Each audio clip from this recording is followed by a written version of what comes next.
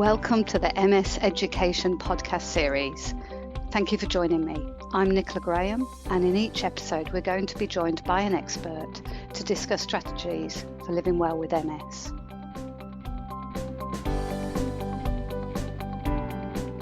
Today we're talking to Bridie Phillips, a nurse with our MS Nurse Advisor service. Bridie is going to step us through everything we may want to know and in some cases have been too afraid to ask regarding bowel issues and multiple sclerosis. So welcome, Bridie. Hi, Nicola. Thanks for inviting me to talk about bowel issues and MS. Unfortunately, talking about bowel issues continues to be an area that people find sensitive to talk about, yet it's an essential, normal part of being a human being and vital for our health to manage this function well. There is so much that can be done to help if you are experiencing bowel issues, and I really hope that this podcast opens the door to some suggestions. Well, Bridie, how common are bowel issues for people who've got multiple sclerosis? And also, as a comparison, how many people in the general population have bowel issues? Because it's not something we talk about, and it's hard to gauge how common it is. Well, it is actually a common symptom for people with MS, with around 75% of people with MS experiencing some sort of bowel issue at some time. And according to a recent article in the BMJ Gut Journal, around 51% of people generally have irregular bowels and bowel issues. So I guess, in that case, people with MS are definitely not alone. That's interesting, Bridie, that half the population are having bowel issues, if you like. So what is a normal bowel function? Do we have to go every day to be considered normal? Thanks, Nicola. That's a great question. And I guess the best way to answer that is to talk about normal bowel function and how it actually works. So bear with me for a minute while we go through it. So the bowel is, believe it or not, a 5-foot long tube, which can also be called the colon or the large intestine. And it's our internal plumbing, so to speak, and it makes up the lower portion of the digestive system. So the bowel takes the part of our food that can't be used in the body and makes it ready for disposal. So the food we eat begins its journey at the mouth and proceeds down through the throat and esophagus to the stomach. Major digestive action starts in the stomach and it's continued in the small or the upper intestine. The food which is moved through the digestive system by a propulsive action called peristalsis, which is muscles contracting, has become mainly waste and water by the time it actually reaches the bowel. By the time the stool reaches the final section of the bowel, called the sigmoid colon, it's lost much of the water that was present in the upper part of the digestive system. So that stool finally reaches the rectum, and on command from the brain, it's consciously eliminated from the body with a bowel movement through the anal canal. So the rectum, which is the last 4 to 6 inches of the digestive tract, signals when a bowel movement's needed. So that kind of remains empty until just before a bowel movement. So the filling of that rectum sends a message to the brain via the nerves in the rectal wall that a bowel movement is needed. So from the rectum, the stool passes into the anal canal, guarded by a ring-shaped internal and external sphincter muscle. Just prior to being eliminated, the stool's admitted to the anal canal by the internal sphincter muscle. That opens automatically when the rectal wall is stretched by a massive stool. So there's a lot of communicating going on with the brain here. So the external sphincter, on the other hand, that's opened by a conscious decision of the brain so that the bowel movements can be performed at appropriate times. So normal bowel functioning is usually 3 bowel movements a day to 3 times a week. So everyone's a little bit different. Now, despite the widely recommended 1 movement a day, physicians agree that such frequency is not necessary. The medical definition of an infrequent bowel movement is less often than once every 3 days. So most physicians will agree that a movement less other than once a week is not adequate. Okay, thanks for clarifying that, Bridie, because there's a lot of misunderstanding and misinformation about that. So why do people with MS have bowel issues? What's going on or what's not going on, so to speak? Okay, so bowel control is an extremely complex process that involves the coordination of many different nerves and muscles. And bowel problems in MS occur as a result of the disruption of messages between the brain and various parts of the digestive system. So, this causes problems with the sensation in the back passage and control of the muscles at the bottom of the anus. And this results in problems like constipation and incontinence. Bowel problems can also be made worse by other MS symptoms, such as fatigue and spasticity. For example, fatigue might lead you to become less active, which then slows down the movement of waste through your colon. Or similarly, spasticity might affect the muscle control, and tone, which make going to the toilet more difficult. So, not all bowel symptoms are caused by MS. They can also be caused by other factors. So, it can be the side effects of the medication you're on, your diet, how much you exercise, and sort of other health conditions like irritable bowel syndrome, which is really common in general public anyway. Yeah, and often people need to remember to keep hydrated and also to listen to that signal, don't they, Bridie? You know, when you Mm, get that signal to go to the toilet, to make it a priority and go. yes, yeah, absolutely. So, what are the common symptoms of a person with MS who's experiencing bowel issues? I know you mentioned constipation and incontinence. Yeah, so the most common bowel symptoms are constipation, so having problems emptying the bowel, or incontinence, or a lack of control over the bowel opening, leading to bowel accidents. But it's actually not uncommon for people with MS to experience both of those, constipation and incontinence, at the same time. Other presenting sort of symptoms, you might have very reduced peristalsis, so the muscles that sort of contract to push the fecal content through the bowel might be reduced. You can have a loss of sensation in the anus or rectum. So you might find that fecal matter or wind might be passed without control. And there also might be some bowel leakage. Um, Sometimes people with MS don't feel the urge to empty when the bowel is full. So sometimes you can get a bit of spasticity of the anal sphincter, so that little muscle that is controlled to open and close to let the feces in and out. It may not do that properly or give you the right messages to go to the toilet. And a person might feel like they would like to go to the toilet, but they can't. Or if the sphincter can't close properly, then the person might actually experience some incontinence or soiling.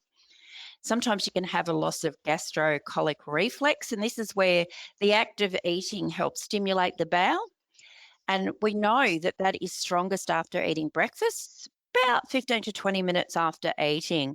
And then you can have, a bit of spasticity of the colon, which is sort of a little bit like irritable bowel syndrome, and the symptoms you get from that. I guess the biggest thing to note is that incontinence is a widespread condition and it affects so many Australians. So please don't feel alone or embarrassed to talk about it. Yeah, and I think, because people don't talk about it, people don't get a gauge of how common this problem actually is, do they, Bridie? No, no, not at all. And the reality is that um, bowel function, as I've mentioned, is such an important, integral part of our health. And if our bowel isn't working properly, it can make you actually really sick. So, when you're severely constipated, I often talk to people and say it's a bit like having a compost bin sitting in your gut.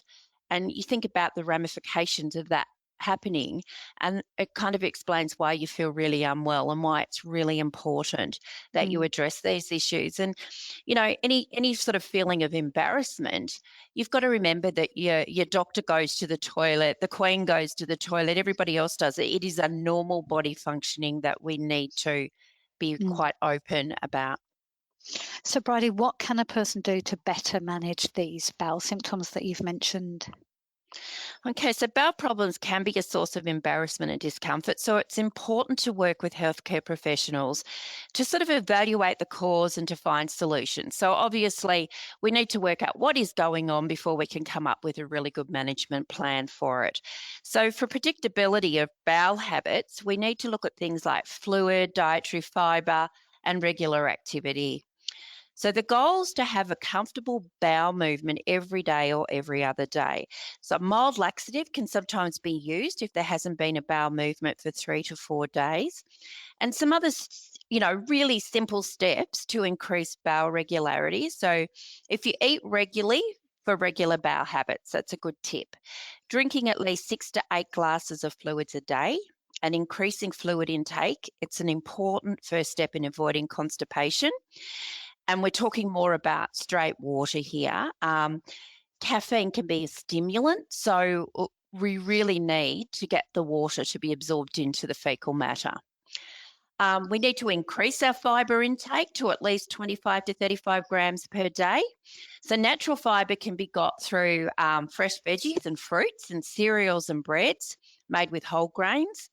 And sometimes you can use dietary fibre supplements such as like psyllium or a bulking agent such as Norma5, and that's Norma5, and they can also really help. But please note, if you're increasing your fibre intake, you need to accompany that with a fluid intake, because if you have extra fibre without the fluid, it can actually make constipation worse. And I think we should just reiterate that, because so many people don't appreciate that if you are increasing your fibre, please increase your water. Absolutely. Yep. Yeah, it's really, it is you hear a lot of people who are taking their fibres and their bulking agents, but they're forgetting that really important liquid to go with it. So please make sure you do. The other thing is that the bowel can be trained, and you need to establish a regular time and schedule for bowel movements with no more than about 2 to 3 days between the movements. So if you try and plan for a bowel movement each day about half an hour after eating or drinking something warm, the emptying reflex is stronger at that time. So if you sit on the toilet for about 10 minutes and try and have a bowel movement, gently rocking backwards and forwards can sometimes help. If nothing happens, leave the toilet, try again later. So know when you're most likely to go to the toilet and try and listen to the signals that indicate that you need to use your bowel, and don't ignore it. So if you are out and about in a shopping centre and you sort of feel like, something's happening, go to the toilet, don't hold on, because you want to train your bowel to be able to go at those signals. And earlier on, Bridie, you said that strongest peristaltic action happens generally just after breakfast. So that's important for people to be more aware, or try and establish a routine that allows them to go to the toilet half an hour after they've had a warm drink or breakfast in the morning, if possible. Yeah. And I mean, ideally, I think everyone would like to go in the morning and feel refreshed for the day and know that they're okay, but everybody's bowel's a bit different.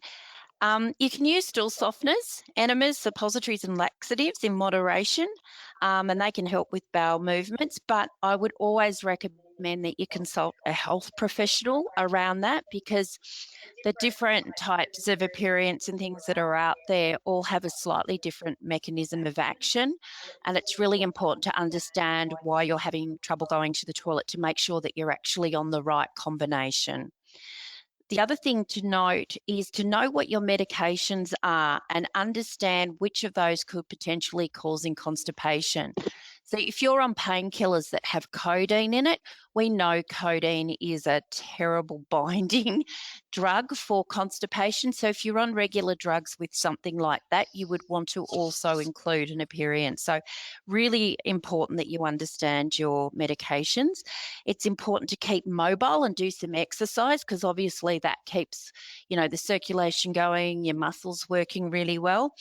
And pelvic floor exercises to strengthen muscle tone is not a bad idea. Toilet positioning, squatting position is the most effective for evacuation. So that means putting your knees higher than your hips, leaning forward, elbows on your knees, spine straight. It sounds like an exercise class, doesn't it?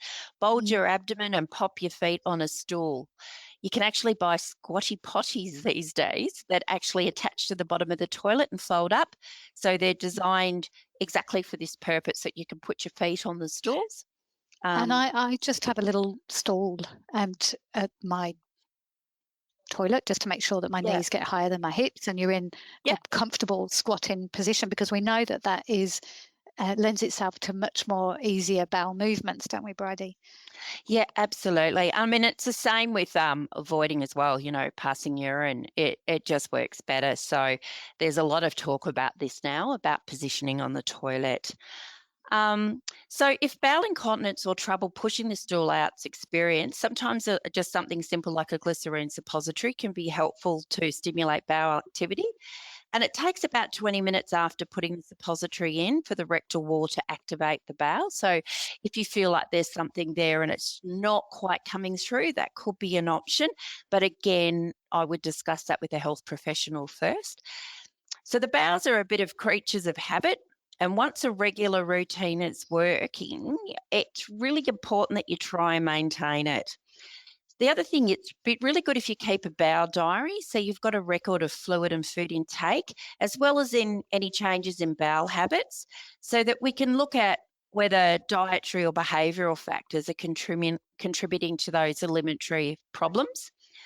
Um, and including the amount of activity and exercise that you do is also really helpful. Putting things down, like if you've got diarrhea, um, you know, uh, what you've taken, what's worked, what hasn't. And obviously, if you do have diarrhea, there are medications that can help with that. And there are such things called anal plugs. So if you have fecal incontinence and you are leaking and you want to go out for the day, there are these things called anal plugs. It sounds really bizarre, but a health professional that really understands these problems will be able to speak to you more about that.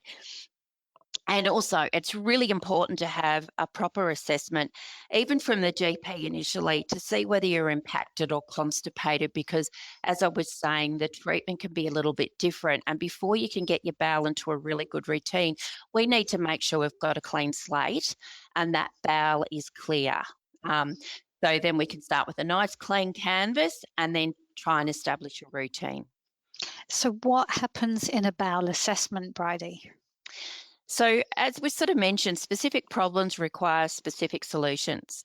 Um, so, what they do is they look at your general health and your surgical history. They look at your mobility. So, is it that you're struggling and you're having accidents because you are getting feeling to go to the toilet, but you can't get there fast enough? So, what's the solution around that? Or, is some of the issue that you can't clean yourself properly because of issues with your hands and your dexterity? And so they look at all of that sort of thing. They look at your medications and they take a list of that and have a look whether any of your medications might be contributing. They look at a bowel and a fluid chart and a diet chart. And this is where it's really good if you've already kept a bit of a diary, and particularly if you're having some issues with the memory. It's really good to have that all written in front of you so you can just present that to your health professional. They look at your social history, how your bowel issues are affecting your life. Are you being socially isolated because of it? And what sort of impact this is having on you. They look at your smoking history. They look at your mental health history. They look at your bladder history. Often bladder and bowel and often sexual dysfunction often happen together. So they will have a look at that. They have a bit of a feel of your abdomen. So they palpate it, as we say, and they tap it, and they can check for masses and tenderness. They might do a bit of an anal check to look for hemorrhoids, prolapses, or signs of irritation. Sometimes if you're pushing really hard and you can't get something out, you may actually have some tears and things like that. So they make sure anal health is really good. They might do a rectal examination. They might do a plain x-ray to see if you're impacted, or actually see if you've got some fecal loading in your bowel. And then they might actually refer you for further tests, like if you've got a prolapse, they might do a colonoscopy. They can do tests to check anal sphincter function. And this whole process can actually take a couple of hours, or it might be over a couple of sessions. But it's really important to get that baseline to enable moving forward with a really good management plan. So they're really assessing specifically what is affecting you so that they can make a specific plan accordingly. Absolutely. Okay. Yeah. And it's so important because everybody's bowel is different and habits are different. So it's like a tailored design management plan for your bowel. We are all very unique, aren't we? So, Yeah. Bridie, who do you talk to get specific help for your specific bowel issue? Where do we go to from here? All right. First thing I would always recommend is GP. GP can sort of start the ball rolling on a number of levels, including ordering, plain X-rays and having a feel of your belly and that sort of thing, getting a bit of a history. And then they can make a decision where that needs to go, whether you need to see a gastroenterologist, talk to the neurologist. You can talk to continence nurses. We're always available here just to sort of troubleshoot what's going on and make some recommendations where you should go. There's also continence clinics in public hospitals and local community services. And the National Continence Helpline's a really good free service that can give you sort of on-the-spot advice as well. Some people need to have actually, I would always recommend a full continence assessment and management plan. And but, it depends where you want to start. So if you're going through your GP, they will probably make recommendations from there where to go. There are continence aids available online.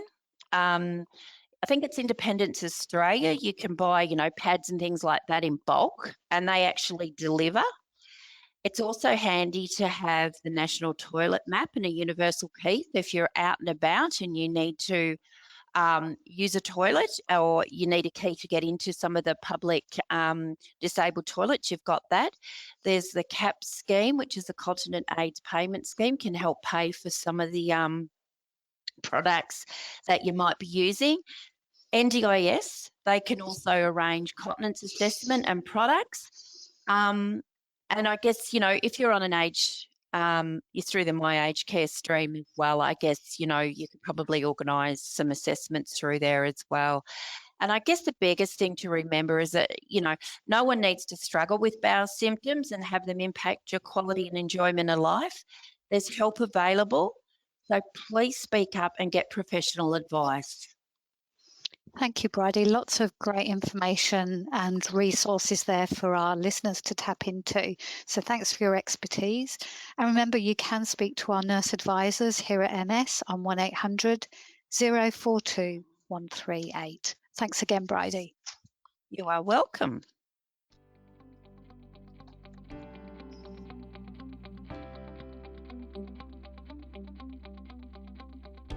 For more information on anything we've covered today, please get in touch with MS Connect on free call 1800 042 138 or email msconnect@ms.org.au.